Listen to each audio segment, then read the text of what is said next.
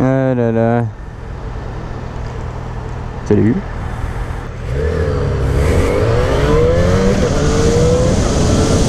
Eh ouais mon gars, tu joues pas ce jeu avec moi. Oh putain, il y avait un flic juste en face. Bah vas-y, jaloux va.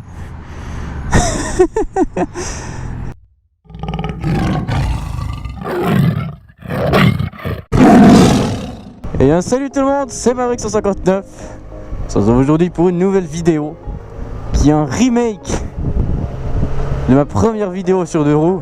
Donc aujourd'hui je vais refaire ma vidéo présentation, étant donné que pas mal de choses ont changé entre temps. Donc contrairement à la première vidéo présentation que j'ai faite, je vais moins parler de moi, mais plus de mon équipement, de ma moto, et quand même un petit peu de moi. What the fuck. Oui, je change d'avis comme ça assez rapidement. Fais gaffe, y a pas de leb. Et là, bim, il se prend le tram. On a tel moteur vu qu'on est écolo, parce que normalement ici il y a un train qui passe. Ah bah non, il n'y a pas de train. Ah voilà, c'est maintenant qu'il y a le train. C'est maintenant que j'aurais dû éteindre mon moteur en fait. Regardez, il arrive maintenant. Waouh. Bon. Et là, vous dites, putain mais c'est dingue. Ça fait 1 minute la vidéo elle a commencé, le gars il a dit qu'il faisait une présentation et on sait toujours rien de lui. Faux d'abord, vous savez que je roule en XC6, si vous l'avez regardé au compteur, etc. Ah ah. Bon, on va quand même recommencer depuis le début. Pour les informations générales. Donc j'ai actuellement 18 ans, je suis suisse. Et je roule en Suisse, ce qui veut dire Alpes, Jura, Tessin, tout ce qui a du relief en fait. On a tout chopé chez nous et on n'a rien laissé aux autres pays. Ce qui veut dire joli virage. Ce qui veut dire également jolie vidéo. Haha. Donc oui, c'était gros projet de vidéo sur les Alpes qui va venir. Donc je suis suisse, j'habite dans la région de Lausanne. Donc ça fait depuis le jour de mes 18 ans que je roule en Yamaha XJ6. Sinon auparavant j'avais un scooter Yamaha Speedfly 3. Pour information, j'ai déjà, enfin ce qui s'est passé entre temps quand j'ai pas fait de vidéo, j'ai passé mon permis pratique, ce qui fait que je peux prendre des gens derrière moi et aller sur l'autoroute pour un peu pour aplatir mon pneu. Donc c'est une des grosses étapes qui s'est passée pendant que j'ai pas fait de vidéo. C'est mon permis que j'ai réussi du premier coup le 17 février 2016 du coup. Donc sinon, ben, qu'est-ce que je peux dire d'autre? Bah comme passion, j'ai la moto à 100 deck. Et puis je fais des vlogs depuis août 2015. Donc j'avais commencé à faire des vlogs avec mon scooter 50 cm3. D'ailleurs c'était vachement fun, c'était vraiment l'éclate pendant tout le vlog et tout. Genre des pointes à 130 km/h, des trucs impressionnants quoi, des virages posés le genou et tout. Non en fait c'était ouais, c'était un scooter quoi. Où j'ai fait quelques édits qui sont toujours sur la chaîne si vous voulez aller voir. Et donc de août à septembre j'étais en scooter et à partir du 30 septembre, le jour de mes 18 ans, je me suis acheté ce bijou. Ouais mais ça sert à quoi de prendre un 4 cylindres et de le brider à 20 et 34 chevaux vu qu'on est en Suisse? Ta gueule, c'est ma moto, c'est moi qui décide. Qu'est-ce que je disais? Ah oui, j'aurais eu le choix de prendre une MT-07. Cependant, niveau design, celle-ci est beaucoup plus agressive. Et je préfère largement le bruit d'un 4 cylindres qui part dans les aigus plutôt qu'un bicylindre qui... Enfin, qu'un bicylindre qui pète tout, mais que... Ouais, voilà.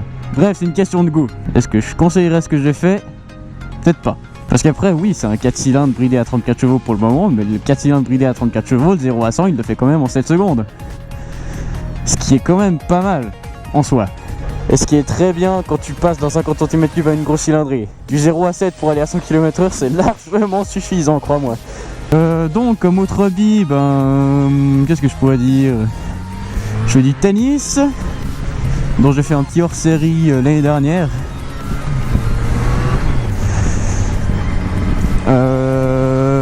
Sinon, je fais de la plongée sous-marine aussi. Qu'un hors-série doit sortir depuis 6 mois, mais que... je trouve pas le temps, la motivation et la musique pour. Donc si vous avez des musiques super calmes à me proposer qui pourrait aller avec la plongée sous-marine, donc dans un environnement où t'as aucun bruit comme ça me va nickel si t'arrives à m'en proposer une. Franchement je te file un pins si la musique elle me convient. Un pins Maverick 159. Hashtag placement de pins. Et sinon, on va tout ce qui est sport en général, c'est mieux hobby. Donc là, ce qu'on va faire, on va arriver à la station service. Je vais laver ma moto pour qu'elle soit un minimum présentable, vu que là, étant donné qu'on est en mars, il y a de la neige qui est tombée encore hier, du coup t'as plein de sel sur le sol, elle est dégueulasse la meule. Donc je la lave. Et je vous montre ce que ça donne avec ce que j'ai rajouté dessus, etc. Donc étant donné que la moto était dégueulasse et que j'avais pas de monnaie, je l'ai pas lavée. Donc pour pas que vous puissiez critiquer, je l'ai recouverte. Pour pas que vous puissiez la voir. Bon, donc je vais faire un petit topo sur l'équipement d'abord que je porte moi. Bref, commençons dans l'ordre chronologique. Parce que tout d'abord j'ai une veste Alpinestar, mais elle est pas là. Donc pour débuter en fait avec mon scooter, genre à la fin, en transition scooter moto, je me suis acheté des bottes moto, des semi-bottes. Donc c'est des Alpinestar qui actuellement sont dégueulasses. Je le sens bien dans les commentaires, genre ouais, il prend pas soin de ses affaires et tout, franchement. Ok, donc c'est des Alpinestar SMX2. Donc comme vous avez peut-être pu le voir, j'ai dû regarder l'étiquette pour me souvenir du nom.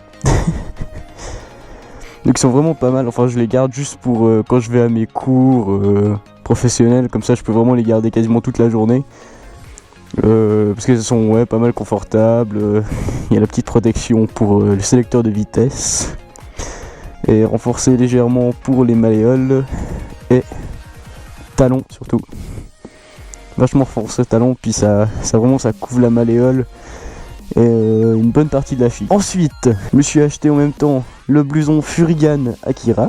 Donc blouson racing sans la coque dans le dos. Le dos c'est uniquement dorsal. Putain, je tremble un peu, il fait vachement froid. Donc avec coque racing sur les épaules et sur les coudes. Avec pas de renforcement au niveau des côtes, mais surtout épaules, coudes, dorsales. Et ça remonte vraiment pas mal. Enfin, il n'y a pas uniquement les protections en dehors de la veste, il y a vraiment aussi à l'intérieur. Enfin, par exemple, la coque à l'intérieur, elle remonte jusqu'ici. Au cas où. Donc vraiment une veste vraiment top. Ensuite, en même temps, j'ai acheté les gants Furigan AFS 110. Donc gants racing aussi. Le vendeur m'a dit, genre, il me les a vendus en mode ouais, t'inquiète, c'est les gants qu'il porte en moto 2 et tout. John Zarco, il a ça. Et le week-end même, tu check la moto 2 et tu vois qu'il a pas ses gants. Du coup, t'es trop déçu. Mais même, c'est vraiment de la top qualité. Avec coque, doublure carbone ou je ne sais quoi. Je sais même pas si c'est juste un motif ou je sais pas quoi. Aération au-dessus des phalanges. Full cuir de mouton, si je me trompe pas. Les doigts, il y a un tissu respirant. Qui est vachement respirant. Vous pouvez pas mettre ces gants en hiver, c'est pas possible. Et doublure Kevlar. Voilà, donc ça c'est le matos que j'utilise plus en été. Enfin, ces gants, je les utilise vraiment uniquement en été. Sinon, en hiver, j'ai les gants chauffants de la marque Cloaks. Ils sont vraiment top. Qui sont top, ouais. Donc, ils marchent sur 5 crans. Donc, enfin, qui sont visuellement par des couleurs. Donc, ouais, bon, vous l'avez compris, quoi. Vert, jaune, orange, puis rouge. Il n'y a rien de compliqué à ça. Par contre, dès que ça descend en dessous des -5, il protège plus vraiment, en fait, pour information. Donc je conseille cette marque, mais pas pour les températures extrêmes. Ensuite, si on continue dans l'ordre chronologique, il y a mes bottes racing, donc je me suis acheté le week-end dernier. Donc des TCX. Et TCX, mais je ne sais pas le modèle. Ils ne le savent pas non plus, apparemment. Putain, j'en sais rien, moi. Bref, des TCX, donc bottes racing, que j'ai acheté pour aller avec le pantalon Furigan, donc full cuir avec aération, donc pour l'entrejambe et une partie des cuisses, également partie tissu derrière les mollets pour éviter frottement dans la botte, etc. avec un cuir, et slider. Donc, et ça, bah, il est tout neuf, il y a même encore l'étiquette que je devrais jarter. Ouais, je vais la jarter plus tard. Donc ça, je vais le garder au corps dans mon armoire pendant un petit moment jusqu'à cet été, histoire de pas me donner envie. Mais cet été, ça va râper du slider. Je sais pas, mais j'ai un bon pressentiment. Bon, j'ai eu un fail de batterie au niveau de la présentation, du coup je reprends aujourd'hui. Donc 2 jours plus tard, si je me trompe pas. Bref, allons faire le plein, laver cette moto et vous montrer quel accessoire j'ai dessus. C'est parti. Voici mon bébé. Donc Yamaha XZ6 Race Blue de 2014. Donc avec le réservoir métallisé, gris anthracite métallisé, avec plein de gouttelettes dessus. Je tenais que c'est une Race Blue, il y a le petit autocollant Race Blue Série. Puis là vous voyez pas, mais dans les parties encore là où c'est écrit, où t'as le RLB, il y a des petits traits faits, mais genre vraiment minimes, c'est juste magnifique au niveau des détails. Et puis elle a quand même de la gueule quoi. C'est pour ça que j'ai pris la XZ6 et pas une MT-07. Regardez-moi cette gueule. Ça c'est de l'agressivité. C'est pas un phare en forme de goutte d'eau comme la MT-07 ou je sais pas quoi. Donc, petite personnification de l'auteur. Donc je l'ai acheté à Fribourg. Donc vous avez le petit autocollant Yamaha Center Fribourg, que je kiffe vraiment vu que c'est vraiment du beau boulot ce qu'ils ont fait. Puis avec les autocollants là qu'ils ont mis, j'ai entendu une moto. Ouais, c'est une Triumph. C'est pour ça que j'ai entendu. Avec les autocollants Yamaha Center Fribourg, ils ont vraiment géré, c'est vraiment droit, nickel, propre. C'est vraiment magnifique. On retrouve le même autocollant entre les deux poignées passagers. Yamaha Center Fribourg est également de l'autre côté ici. Ouais, puis moi je me suis juste rajouté des petits stickers sur les côtés, sur les flancs de carénage là. Ici et aussi un sur le bras. Donc voilà. Sinon, pour parler encore un peu de la meule, bah, elle est grise, bleue aussi, surtout au niveau des jantes là et là aussi. Là il y a du bleu. Et d'ailleurs, jantes qui sont assez chiantes à laver, vu que là je vais devoir passer à l'essence pour enlever tous ces trucs de merde là. Vu qu'avec juste de l'eau ça part pas. Enfin, sur mes doigts ça part bien sûr. Oh, c'est dégueulasse. J'aurais pas dû faire ça. Et voilà. Donc sinon, ce que j'ai rajouté dessus, bah, je disais les petits stickers 959 qui tiennent à l'eau. Autre chose, bah, le petit autocollant ici qui marque qui est la marque de mes Top Block. Et à part ça, oui, c'est la marque s'appelle Top Block. C'est pas tous les parcs Carter ne sont pas des Top Block.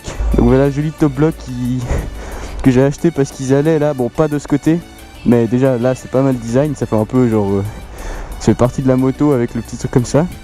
Il est un peu abîmé vu que je l'ai couché à l'arrêt, mais non très grave. Et de l'autre côté, donc vous avez le Top Block qui épouse la forme du Carter en dessous là. Et ça, j'avais vraiment kiffé. Et sinon, ben j'ai rien d'autre d'ajouter. J'ai une fourche neuve, j'ai un pare-boue neuf. D'ailleurs, normalement, il y a un autocollant Yamaha ici que je dois aller récupérer au garage. Clignotants d'origine, mais je risque pas de les changer ceci vu que c'est pas les clignotants moches avec les petits caches orange comme ça. C'est vraiment cache blanc avec ampoule orange à l'intérieur. Et ça je kiffe bien quoi, enfin ça se remarque pas tellement. Ah quoi. Moi j'aime bien. Sinon, mais qu'est-ce qu'on peut dire dessus? Ben il y a un phare qui est assez long derrière, qui ressort vraiment de la selle, qui est pas calé sous la selle. Il y a une bavette comme ça, qui est encore... Salut toi. Qui est encore pas mal, puis voilà. C'est un peu tout ce que j'ai à dire sur la meule. Et donc voilà. Bah sinon vous connaissez un peu le topo quoi, il y a d'autres personnes qui ont déjà fait des essais dessus, c'est vraiment une moto top, agile. On sent vraiment pas son poids, je crois qu'elle est annoncée à 210 kg à vide ou 230. Non, je crois que 230 ça doit être la diversion et 210 ça doit être la normale. En 34 chevaux, elle fait du 0 à 100 en 7 secondes. Qu'est-ce que je peux dire encore? La première vitesse elle va jusqu'à 80 km/h, voire plus même, si vous voulez vraiment abuser avec la zone rouge. Puis voilà quoi. C'est une moto école, y a rien d'autre à dire dessus quoi. Tout est dit en disant ça. Une moto école où tu peux bien attaquer avec. Donc voilà, c'est tout pour la présentation de mon matériel. Bah pour les prochaines vidéos, bah elles suivront. Je sais pas du tout quand je vais poster celle-ci. Je sais pas du tout quand je vais reprendre activement les vidéos. Donc zappez pas le petit j'aime, le petit commentaire, à vous abonner si vous avez apprécié ou si vous voulez suivre les prochaines vidéos qui seront sûrement dans les Alpes, dans le Jura, en ville. Je ne sais pas du tout ce que je vais faire, mais en tout cas vous verrez les Alpes à Donf. Donc n'oubliez pas le petit like, le petit commentaire, vous abonner si vous voulez me suivre et rien louper des prochaines vidéos. Et on se retrouve pour les prochaines vidéos. Ciao tout le monde.